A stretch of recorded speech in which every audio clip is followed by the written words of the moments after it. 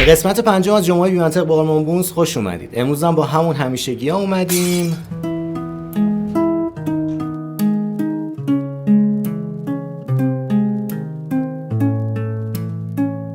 امروز با سوال چالشی برگشتیم. لایک، کامنت، سابسکرایب یادتون نره. زنگوله هم بزنید که ویدیو میذارم بهتون اطلاع بده. پس بدون معطلی let's ride.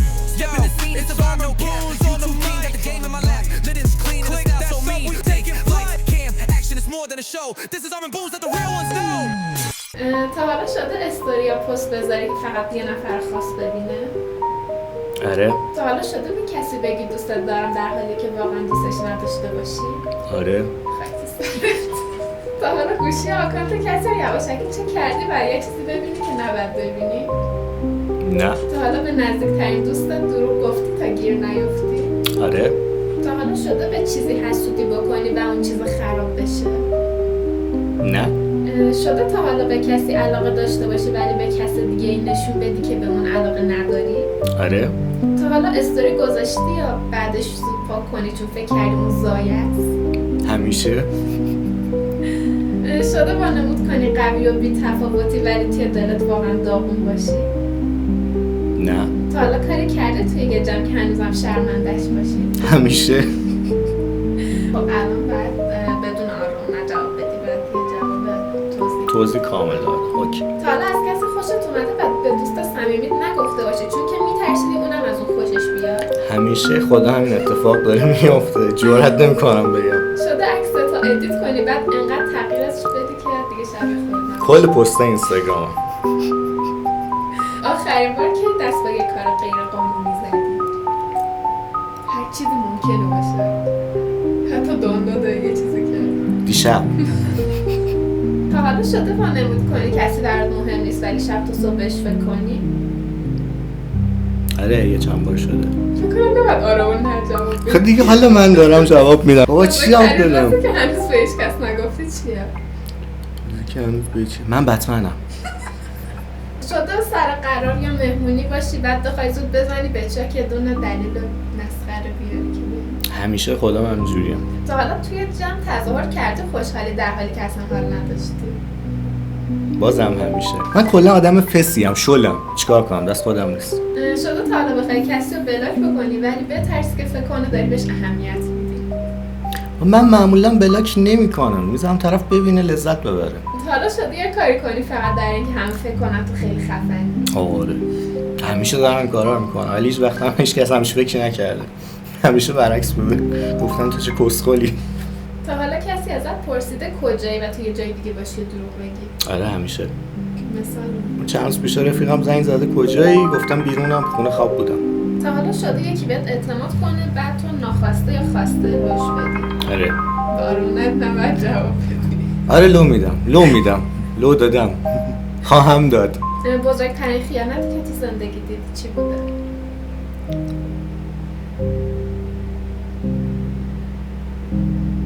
ندیدم. چیز بزرگ ندیدم. آفرین میکنم میشه. شده واسه این که به یکی نزدیک بشی فیلم منم مثل تو هم بازی کنی؟ اگه طرف واقعا شبیه هم باشه شاید، ولی نباشه نه. تا حالا استوری یا پستی گذاشتی که فقط یه نفر ببینه کی؟ چند سال پیشا بوده. کراشمون میخواستیم ببینه. دید ریپلای زد، رل زدیم، کات شد، تموم شد. شده توی یه جمع یه چیزی بگی بعد همه به خاطر اون به خاطر اون حرفت علیهت بشه؟ من تو مافیا زیاد میشد. آخرین چیزی که توی گوشیت سرچ کردی و نمیخوای کسی بفهمه؟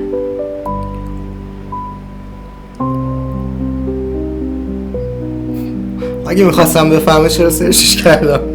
دیگه سواله. چیز خوبی نبوده دیگه، خودتون بفهمید. بزرگترین چیزی که توی گوشیت هست و نمیخوای کسی ببینه؟ چیز بزرگ تو گوشیم ندارم آخه، هم کوچیکه دیگه، همه میدونن چی. بزرگ باشه؟ خواهم کوچیکه دیگه. شده به خاطر کسی گریه بکنی؟ کی بوده؟ کی بوده رو نگفت، خودش اضافه کنه. خیلی وقت اتفاق افتاده ولی خب آخرین بار برای رفیقم بود، اووردوز کرده بود. شده به یکی قول بدی و زیرش بزنی؟ همیشه خدا. خب دیدیم. نه ولی واقعا من قول میدم سر قولم میمونم تا جایی که از دستم بر بیاد. دیگه از دستم خارج بشه دیگه دست من نیست دیگه. من میذارم زیرش دیگه. کسی از استوریاشو هنوز یواشکی چک کنی؟ گو بوده. نه شده یکی راز خیلی مهمی تو زندگیش بهت بگه بعد تو بری به یکی دیگه بگی. مشکل اینجاست هیچ کسیش رازی به من نمیگه. نمیدونم اصلا خیلی قابل اعتمادم نمیگن.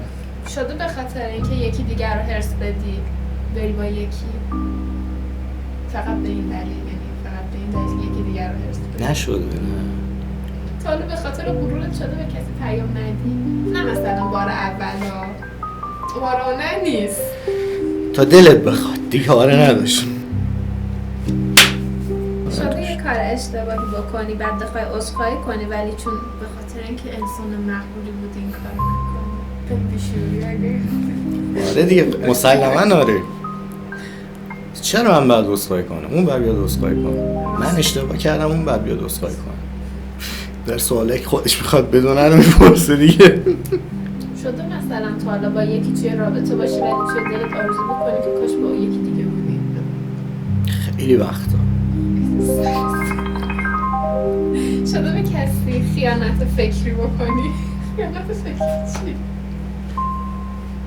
خب من با فکر نمیشه واقعا سخته. بعضیا چیزو با فکر انجام میدن. کسی هست که هنوز اسمشو بشنوی و دلت بلرزه؟ دختره دیگه.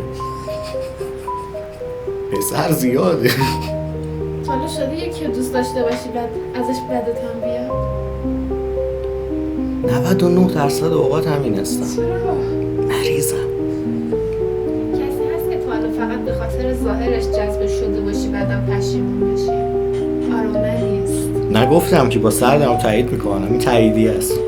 بعدش یا به شخصیتا گاو بود قیافه فرشته بود. چیکار کنم؟ تقصیر من که نیست. تو از نظر خودت یه فرشته‌ای؟ میگه ظاهرا خودش پرسیده؟